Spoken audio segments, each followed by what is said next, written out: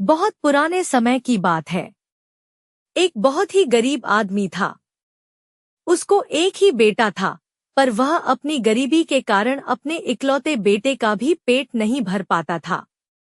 अपने पिता की गरीबी से तंग आकर एक दिन उसका बेटा उससे बोला, मेरे प्यारे पिताजी, इस गरीबी में आपको अपना पेट भरना ही इतना मुश्किल हो रहा है।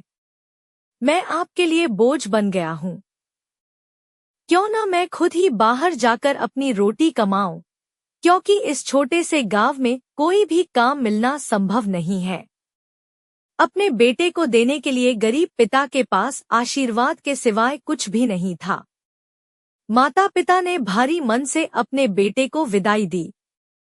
वह लड़का अपने भाग्य को आजमाने गांव से शहर की ओर चल दिया। शहर पहुंचने पर उसे पता लगा कि उनके राजा की किसी और राजा के साथ लड़ाई चल रही है और राजा को स्वस्थ नौजवानों को अपनी सेना के लिए जरूरत है। वह लड़का भी बिना कुछ सोचे समझे झट से राजा की सेना में भर्ती हो गया। शत्रु राजा की सेना बहुत ही शक्तिशाली थी। उसकी सेना के सामने इस लड़के के राजा वाली सेना का टिकना बहुत ही कठिन हो रहा था। इनका सेनापति सबको साहस बंधा रहा था, पर बहुत सारे सिपाही अपनी जान बचाकर भागने लगे थे। इस बहादुर लड़के ने जिंदगी को बहुत ही करीब से देखा था। गरीबी की जिंदगी जीने से तो लड़ते लड़ते मरना ज्यादा अच्छा है, यह सोचकर उसने पीठ दिखाकर भागने वाले सभी सिपाहियों को शत्रु का बहादुरी से सामना करने के लिए उकसाया। तो भाग रहे सिपाही भी वापस आ गए और अपनी मातृभूमि की रक्षा के लिए जीजान से लड़ने लगे। अंत में शत्रु की सेना को मैदान छोड़कर भागना पड़ा। बूढ़े सेनापति ने राजा से इस लड़के की बहादुरी की बहुत प्रशंसा की। उसे बहुत सारा धन इनाम में दिया गया और साथ ही अपने राज्य में ऊंचे पद पर रख लिया गया। अब वह लड़का राजदरबार और राजमहल का एक हिस्सा बन गया। राजा को एक बेटी थी जो बहुत ही सुंदर थी, पर अभी तक उसे उसकी पसंद का कोई भी युवक नहीं मिला था, क्योंकि उसने कसम खाई थी कि वह उसी युवक से शादी करेगी जो उसे इतना अधिक प्यार करेगा कि उसके मरने पर उसी की कब्र में साथ साथ दफन हो जाएगा। और अगर उसका पति पहले मरता है तो वह भी उसी के साथ उसकी कब्र में दफन हो जाएगी, क्योंकि पति की मृत्यु के बाद उसके जीवन का कोई महत्व ही नहीं रह जाएगा। राजकुमारी की यह बेहुदी सी कसम किसी भी युवक को पसंद नहीं थी। इसी वजह से उस राज्य का कोई भी युवक उस राजकुमारी से विवाह करने का इच्छुक नहीं था, पर इस गरीब लड़के को राजकुमारी से पहली नजर में प्यार हो गया था। वह किसी भी हालत में उससे शादी करने के लिए तैयार था। राजा ने उसे बहुत समझाया कि यह सब उसके बस की बात नहीं है। जीते जी किसी और के साथ उसकी कब्र में बंद रहना इतना आसान नहीं है। शादी के लिए हाँ करने से पहले उसे अच्छी तरह सोच विचार कर लेना चाहिए। ऐसा न हो कि बाद में अपना वचन न पूरा कर सके। अगर वह अपना वचन नहीं निभाएगा तो उसे मौत के घाट उतार दिया जाएगा। पर वह लड़का अपनी बात पर डटा रहा।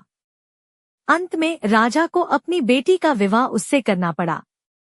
काफी समय तक दोनों पति पत्नी बहुत ही सुखी जीवन बिताते रहे, पर एक दिन अचानक ही राजकुमारी बहुत बीमार पड़ गई।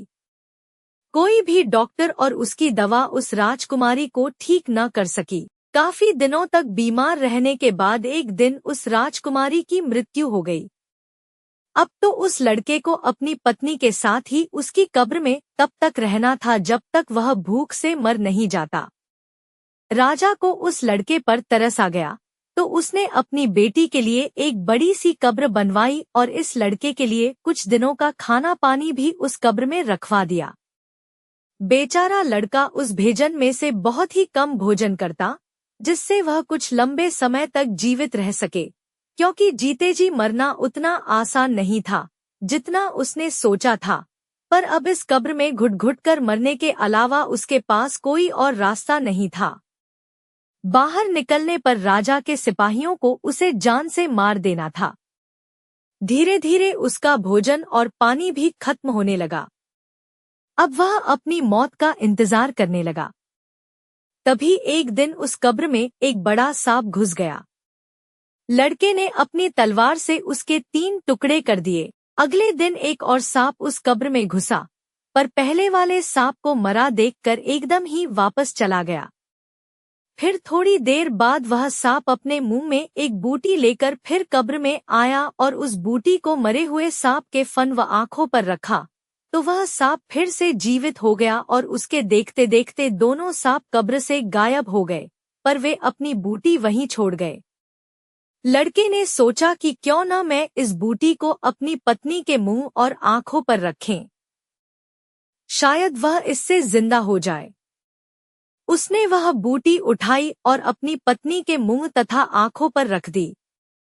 थोड़ी देर बाद उसकी मृतक पत्नी ने आंखें खोल दी और अपने पति को अपने पास देखकर बहुत हैरान हुई। उसके पति ने उसे कब्र से बाहर निकाला। राजकुमारी ने कब्र का दरवाजा खटखटाया तो सिपाहियों ने राजा को इसकी सूचना दी। राजा ने खुद आकर उस कब्र का दरवाजा खुलवाया और अपनी लड़की को फिर से जीवित देखकर बहुत हैरान हुआ।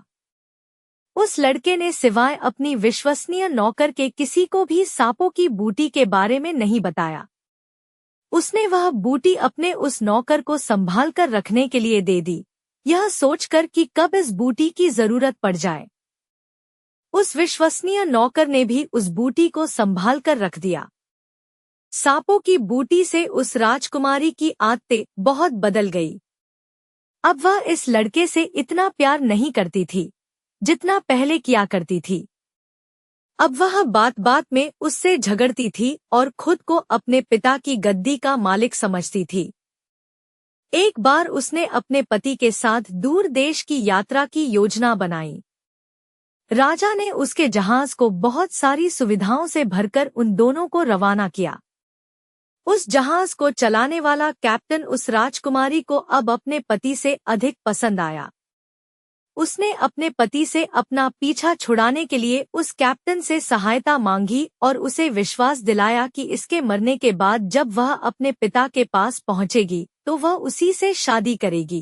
कैप्टन को भी इसमें अपना फायदा नजर आया तो वह इस बात के लिए तैयार हो गया।